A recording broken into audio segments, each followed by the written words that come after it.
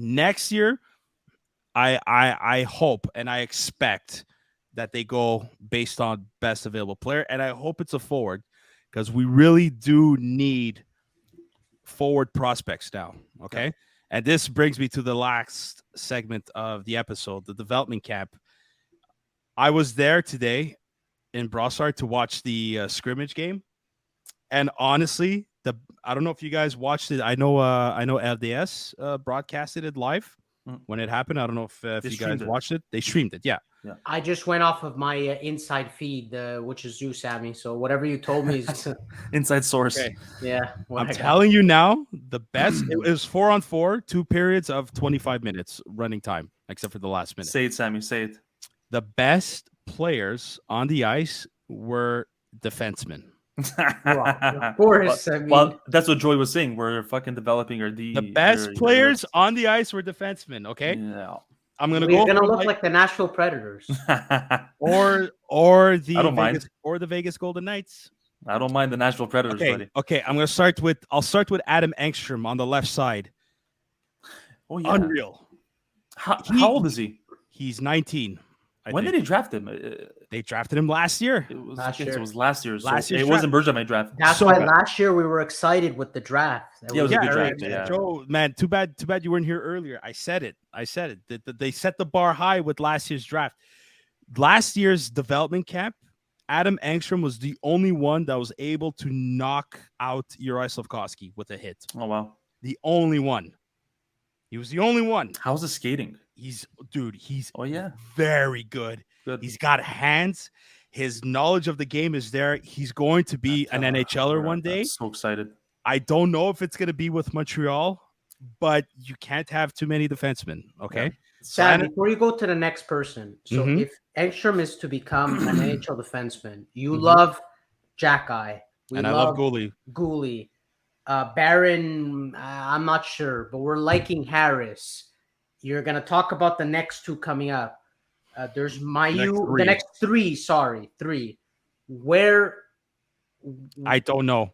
Where do they all fit? I refer back to the draft. This is where does they all fit? I don't know, but you got to give them time in Laval, and you see how they develop. If you could use them in a trade for them to acquire an accelerated asset, fine. But right now, I don't know, but this is a good problem to have. It's not a bad problem. It's a good problem, okay? That's the first defenseman. Logan Mailloux looks very good as well. He played a little bit on the conservative side, and I think he stepped off the gas pedal a little bit because if he wanted to, he would. He's feisty. He's actually feisty. And Chris, you said he does have a bit more of a physical edge to his game than we think. He's going to piss off a lot of people. And Dion is pretty rough. Yeah, a lot of penalty minutes. He is rough. I think he's a tough kid. He's going to drop the gloves maybe once or twice. I don't think he's going to scrap it up. His hands are so fucking good. He has to watch it. You see his offensive knowledge.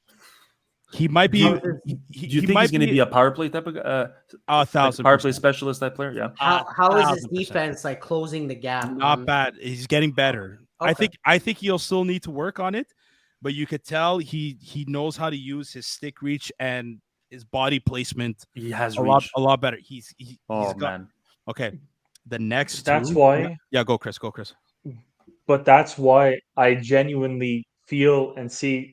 Reinbacher is going to play more with a guy like Hutson, and then you're going to have Gooley with Mailloux. Everybody keeps saying Gooley and Reinbacher, but those are the two defensive responsibilities. No. You invert it. I'm going to tell you this. I'm just saying Lane Hutson is your offensive guy. Then you have a guy like Reinbacher. Then you have a guy like Gooley and an offensive guy like Mailloux. Perfect fit. Perfect. Dude, like you think you know, Chris? Because what you're saying is right, but you don't even have a fucking clue unless you see it. And I saw it live, and those two were fucking. I don't know how they developed this chemistry together right away within 24 hours. It's profiles, dude. They were amazing. It's a profile and a profile. They were amazing. Hutson and Reinbacher together, they were amazing. 1,000%. dude, Lane Hutson is so It's good. just like how Cole he's- Caulfield worked immediately with Nick Suzuki. Things like that happen. Yeah, pretty much, dude. We could see this as a pairing for real. Sam, I heard the French media exploded. They got a little excited when Reinbacher compared Hudson to a certain individual. Cale Makar? Yeah. Dude. I don't know if he'll ever be Cale Makar, but Lane Hutson, guys, I'm telling you, like, and If I he's saw 1/5, I'll be happy. and at the complex in Broadside, they let everybody sit in the stands, huh? It looked full, eh? We were, Like it I was saw full. the We video, I weren't was like, we weren't standing behind in the the hallway restaurant section. Gallery. We're actually sitting in the stands, nice. and I sat pretty close, like I was pretty much like below the top of the glass level. I'm there face to face. Dude, Lane Hutson is so good. Like, he's amazing. Like, I hope he tears it up in the NCAA one more year, and then he signs with us. Colby Baker, But baby. him and Reinbacher, man, they were finding each other 4-on-4, so they did have a lot more room. But the players did well, like closing in the gaps, man. And Hutson was still able to find Reinbacher a few times, setting up the plays, and Reinbacher almost scored 2 goals. How's his skating, Reinbacher? He's good. He's Is he comparable to a few older people? Well, I mean, it's tough. It's tough to compare to. For me, I hope he becomes like a. Victor Hedman. I don't know if Hedman, because of the size. If he's like a Miro Heiskanen type of defenseman, like, I'll be so thrilled with that. I'll go even further, like either Alex Pietrangelo or even Roman Josi. Like, if he becomes one of those, like, wow, guys. But like, Reinbacher looks good. Lane Hutson was unreal, man. It was so cool to watch. It's too bad, like some of you boys couldn't make it, which is okay. We have a day job sometimes. Yeah, I'm the only one who has the most fucked up schedule with You days work at off. night.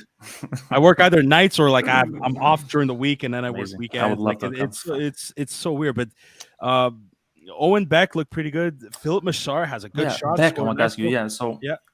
It's been quiet on his front, eh? This year, He's good. You know what? It's too bad he can't go to Laval, because I think he's ready. But because of the whole age thing for North American players, he's got to go back to junior. So one more year. Okay. But one more year. Luke Tuck was he scored, eh? I think he scored a nice goal. Dude, this kid is not afraid to hit. Listen, if he's like Alex Tuck, I don't think he'll have a scoring touch like his brother, but whatever. I can see him being on the guys. Dude, he's so big. Do you know what he reminds me of when I see him skate with the puck? He reminds me of what's that guy who used to have Rene Bourque? He reminds me of Rene Bourque. Maybe. Yeah. Rene Bourque, fucking 10 seconds in, scores a goal for the playoffs. Love him, dude. No, but I could definitely see Luke Tuck getting a 4th line grinder role. Listen, we'll need him. That a bit more a bit tougher than like Pizzetta type of player. That's true. Who else? Like Joshua Dewar looks pretty good. Xavier Simoneau, man, he's a feisty little shit. Like he was noticeable out there, and that's the thing, guys. Like the Laval Rocket, I don't know if they're going to be great, but they're going to be exciting to watch because it's all of our prospects going there to play. Sam, which forward impressed you the most? I know the defense stole the show, but let's say for forward.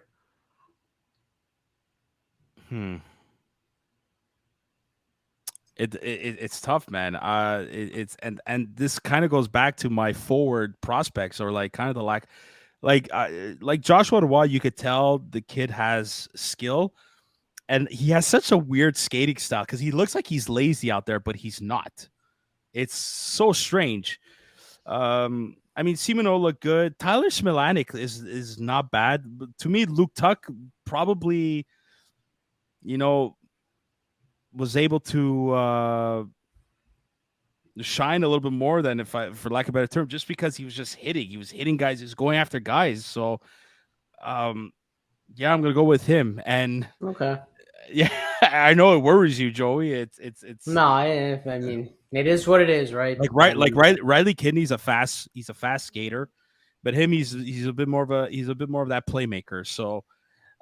Look, we're gonna see when the rookie camp is comes along. It looks like Zook just left without saying goodbye, and I'm going to give him shit for that. He That's did in okay. the chat. He did in the chat. Yeah, I know he the had chat, but to like go. he's got to say bye to our audience too. Probably didn't want to interrupt your No, scouting it's fine, prospect. it's fine. But all that to say is, it was cool. Look, Jacob Fowler. I have to say something. At one point, there was a 2-on-0, and the player with the puck looked like he was going to shoot, faked it, passed it to somebody open on the right. It was like a 2-on-0, but Fowler, he read the play before the guy even thought about passing the puck and just slid to the open side and just made like an easy save. Like that's like Did he that. impress you more than Dopes? They were both the best goalies there. Okay. They both made like pretty good saves. Not the 3 goalies, the other 2 goalies you drafted. No, what's his name? Emit Kroto. He looks okay. The other 2, they're just on tryout. I think one of them is just on tryout. Emit Kroto was okay. You could tell he still needs time in juniors. But no, Dobish and Fowler were the best goalies. Good. And That's good. it's a very, very good sign. It's Laval Rocket. They're gonna be exciting to watch, and I think I'm gonna be purchasing a lot more tickets than I hope I they're did on last TV. year. I'll watch them a bit more this year. I want to see how they play. A couple But of we'll times. see. We'll see about Reinbacher, right? Because we tweeted out. I know you did this one about his.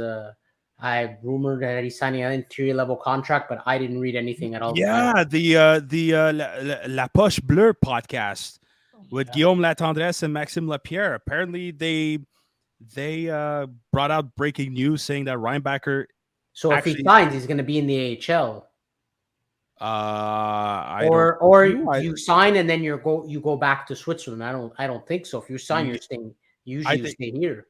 I look with the European players. I don't know how this shit works. They could play the AHL, that's for sure. But the thing is, I don't know if a team that actually signs their prospect and then puts him back out to Switzerland. Why don't you just wait a year? I don't. Yeah, I don't know if they give him a slide to his contract. I don't know if they could do that to European players. I don't think so. I'd have to double check it. We'll see. We'll see. Like apparently he signed it, but they're not going to announce it until in the near future. We'll have to wait and see what happens with that. But that could be interesting. Like to me, I see it like a Simon Nemec type of thing, like the New Jersey Devils did. So you could see him for starting for Montreal next, not the season coming, the one after. Yep. They actually spoke about this. That was another talking point. They said of all of the individuals who were drafted, they said Reinbacher has the potential to be one of the first of them to be playing in the NHL. Of course, Connor Bedard aside, that's a given. Yeah, of course. But they said he's got a really, really good chance of being one of the first ones to be. So we can potentially see. I mean, it's going to be tough with all 3 coming at once. We could potentially see that pairing Chris mentioned, the top 4, as early as in 2 seasons. But again, this is why sign the kid now if you're going to wait in 2 seasons and you're going to hope that he pairs up with Lane Hutson. That's the thing. Unless he's going to play the AHL. That's the only reason. It could be that schooling here and he plays the AHL. That's the only reason. We were talking about this. Like this was actually something that I brought up. Guy Boucher, and I think I'd actually like to get your take on it. But it was Guy Boucher who said, I've coached in the Swiss League, I've coached in the AHL, significant amount, and it was of his opinion that the Swiss League was superior to that of the AHL. And we went on to say that, or he went on to say that, it's a really, really good sign that Reinbacher was as competitive as he was in the Swiss League. If that's the case, let the kid go back home, let him continue his studies, and let him continue playing with men. In that sense, because again, why waste 1 year? He can go to a better league. He has a little bit more time and space. There's definitely going to be less wear and tear on the body because it's a less of a rough game. I'd say, kid, go home, and well, not home technically, but go back to Europe and take it slow. But contrary to your opinion, I think it's possible that not not 2 seasons, but next season, we're going to see all these guys lining up on the blue line. I think they're that good. That's what I mean. 2 seasons because we haven't started the next one. I'm talking not the Okay, season okay, coming, okay, the okay. one after. Yeah. Fair. Yeah, but Okay. with Reinbacher, I don't know. He wants to go back to Switzerland, but if they're signing to deal, Hughes might look otherwise. He might. The only reason I could see Hughes wanting him to stay is for them to closely monitor his development. That would be the only reason. But I agree with you. I think he should go back home one more year and get ready. I mean, and get ready for the season after.